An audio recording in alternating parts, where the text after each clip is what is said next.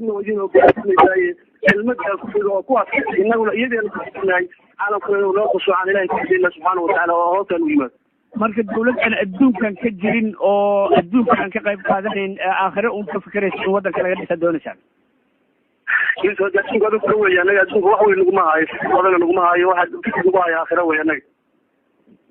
haddii aakhirada ku haysto maxaa idin diida inaad cibaadaysataan oo waddan ka talinayna iyo dawladaan maamulayna adnaan dhahin iyada nafteeda cibaado midda ugu weynaa maxaa yeele haddii qofka cibaado keligeeda ay cibaadaysato oo ay ku badbaadayso waxa weeye hambiyada ilaahi subxaana wataala dhibaatada looma geysin labada dhibeen dagaalada iyo jihaadka la galeen ma galeen iyada jooga ayaga cibaadaysanay marka cibaado midda ugu weyni midaan iyada ah way naftigeeda ilaahi subxaana watacaala qur-aanka uu ku tilmaamayo inaan la badbaadaynin ilaa midda labada acuudu billahi min shaytaan rajiim bismi illahi raxmaani raxiim walcasri inna fii khusrin ila aladiina aamanuu wacamiluu saalixaati watawaasaw bilxaqi watawaasaw bisabri marka tawaasaw bilxaqi ama xaqa in la gaarsiiyo waxa weeye waxaa lagu cibaadaysanaya jannada lagu gudaayo marka iyadaan nagu taaganahay iyadana ka mid tahay soomaaliya markaad fiiriso dawlad aan adduunka kale la shaqaysanayn inay ka dhalato oo iyadu dadka inta u dhalato caalamka kalena hoos yimaado inaysan dhacayn waad arki kartaa marka macnaheedu waxa weeye soomaaliya inaadan u bislayn inaad dawlad iyo ka hadashaan maamul annaga u aragtadu inaysan dhacaynin annaga waxaan u aragnaa inay dhacayso oo la gaarayo biidni illahi tacaala subxaanahu maxaa yeele waxaanu rumaysannahay nabi maxamed wuxuu lagu soo dejiyey in ay ahaayeen wax sidqiya oo man yatib can ilhawa in huwa ilaa waxyu yuuxa inuu yahay isagaana noogu bishaareeyey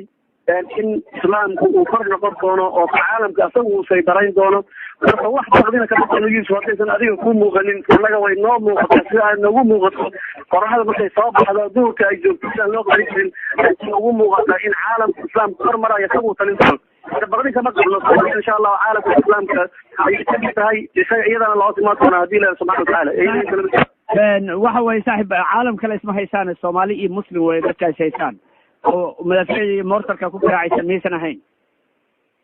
soomaaliya haddaan ishayno markeeda dee waxa weeye soomaaliya ka marqaatay waaiska iyo burundiga iyo in jawaal kasoo qaadayay sigeeda marba dhinaca wadan kasoo gelaysa ayaa soomaali ka dhigaysa adinku ale soomaaliya ka dhigasiiyo marka wadankani markuu dawlad ahaan jiray dhibkaasi ma haysan jirin dawladnimadina idinka hortaagan soo maha dawladnimada cidda hortaagan waxa weeye cidda sabta ummadan caqiidadeeda iyo diinteeda waxa ay rabtay haysatay ka hor istaagtay cidda doonaysa cidda weeye cidda hortaagan dadkan inaa dee dhibaato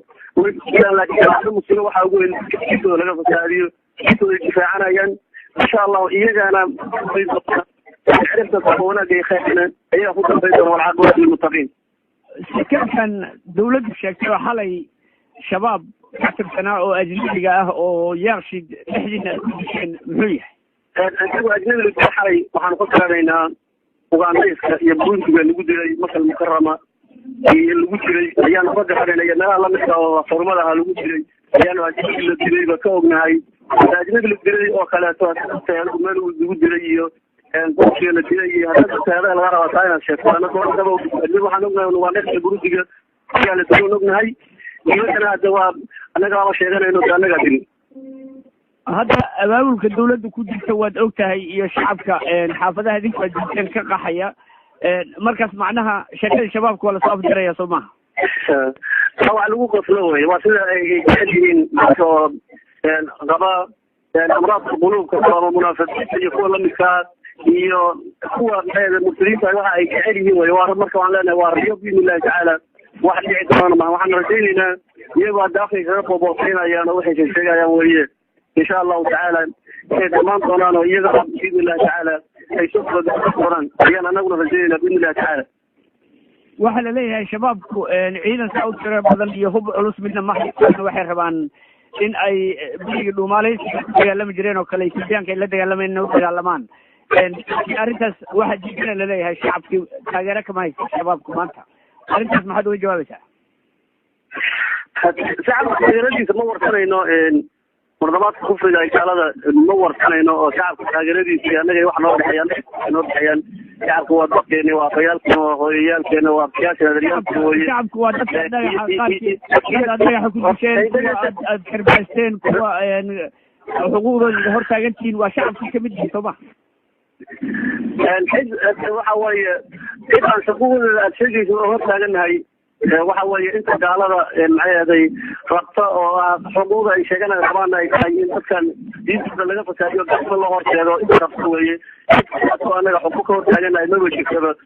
kuwa karbaasha iyo kuwa la waxaynayna waxa weeye oo waxay ku qanacsan yihiin oo shareecadooda kitaabkooda ku taala marka waxaan filahayn waxaas oo dhan aad faafinaysaan oo aad hogaanka la wareegaysaan waxa weeye un wax kuturbukeena oo waxba ku jirinin oo waxa weeye un loo soo laqimay warbaahinta maxay dagaalada iyo kitaabsan waxaan filahay waxaas ka jooga haddii wax laysu laqimay adiga hadalka ku hadlaysa u eg hadal lagu soo celcelinaya haddii ku weydiisay kale kismaayo ilaa buulo burtay ama ceelbuur ayaa ka talisaan hal shaqo oo aad abuurteen ama hal isbitaal oo aad furteen ama wax aad dadka u qabatin ma jiraan dagaalka ahayn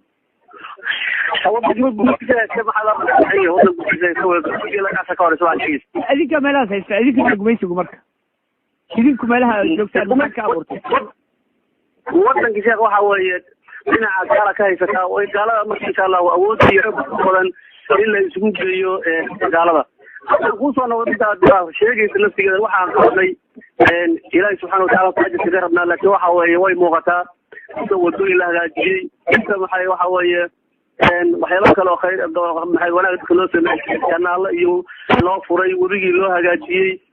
waxa weeye hadde inta wanaag ku jeeda ayaa arkaysa laakiin waxaa leeyahay nin meel u muuqato meelika madow cidda aan rabno waxa weye wax kastoo wanaag oo la sameeyo ma aragto marka waxa weeye waa ka adlaadihiin marka dhulkaas faraha badan iyo goboladaas faraha badan ee aad ka talisaan waxa wax looga qaban layahay waa askarta airportka degan iyo villa soomaaliya iyo dekeda